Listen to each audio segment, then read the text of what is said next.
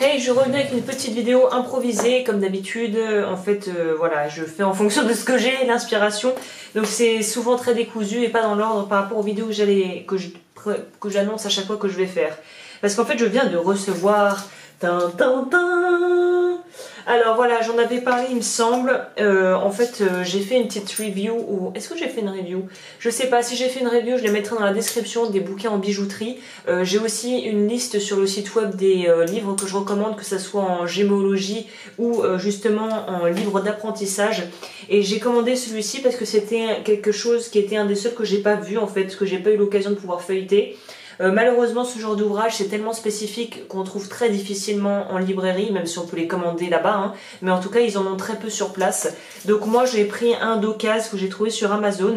Je mettrai le lien dans la description si ça t'intéresse. Et franchement, celui-là, il a été fait par Jinx McGrath, je sais pas comment on dit, Grath, le grand livre du travail des métaux pour les bijoux. Oui, c'est ça. Génial, génial. C'est le meilleur de loin de tout ce que j'ai pu voir par rapport en tout cas aux ouvrages de base. Après, celui d'Anastasia Young qui est sur le sertissage est un complément indispensable si tu veux pouvoir... Est-ce que je l'ai? Bon, je sais pas, ça doit être dans mon barza là, dans mon truc. Mais en tout cas, c'est un indispensable si tu veux. Les deux ensemble sont des indispensables si tu es à apprendre dans ton coin ou même que par exemple tu voudrais faire une formation et que tu voudrais avoir un peu d'avance, sachant qu'évidemment rien ne vaut la pratique. Donc tu peux lire tous les bouquins que tu veux. Si tu ne mets pas en pratique, ça sert à rien. Mais en tout cas, celui-là est extrêmement bien fait. Il parle de toutes les techniques de base. Il est extrêmement ludique. Vraiment, il est bien expliqué. On commence avec...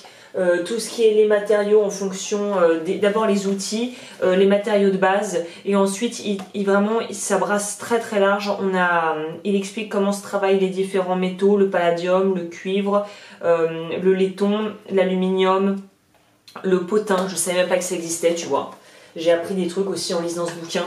Donc voilà, le potin comprenant le plus souvent du plomb, du laiton ou du cuivre peut être fondu pour des gros et des petits objets. Donc voilà, j'ai découvert même des choses. Il parle du Maeshore. Maeshore, en fait, c'est un peu comme le German Nickel Silver. C'est une appellation un peu plus courante. Travailler l'acier, l'étain, enfin il parle vraiment de tout, c'est très très bien fait, les photos sont très claires, c'est des petites cases des carrés de 9 cases qui expliquent les choses avec à droite donc comment ça se passe, comment on fait avec des explications écrites. Il parle de la cire à la fonte perdue, il parle je vais écorcher le nom mais c'est le makagane je crois, la fameuse technique pour pouvoir japonaise, pour pouvoir faire... ah attends, c'est le kambu. Non, ça c'est coréen.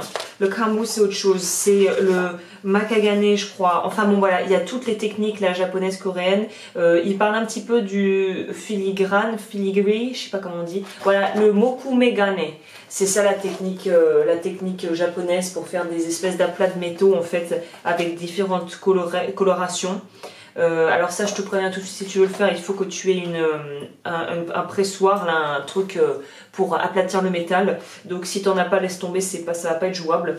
Un laminoir, pardon, je me suis trompée de mot. Si tu n'as pas de laminoir, n'essaye pas ça.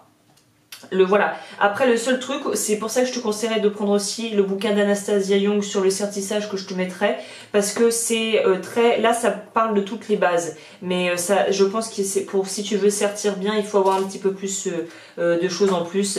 Il y a un très bon aussi à la fin, c'est en plus des, comment ils appellent ça, je ne sais plus. Enfin bon, il y a un très bon glossaire aussi à la fin avec plein de choses intéressantes. Donc ce bouquin est vraiment un must. Je recommande fortement ce livre pour toute personne qui voudrait se lancer ou qui aurait encore des petites lacunes sur certains sujets. Autant qu'aux personnes qui s'y connaissent un peu mieux, parce que moi j'ai découvert des petits secrets qui pourront me servir pour les prochains cours et probablement aussi pour les prochains tutos. Donc voilà, c'était juste une petite annonce comme ça. On est dimanche, j'espère que tu vas bien, j'espère que tu n'as pas le blues du dimanche. Moi je l'ai souvent, donc voilà, le soir, le dimanche soir, il n'y a pas plus de déprime au monde, je crois.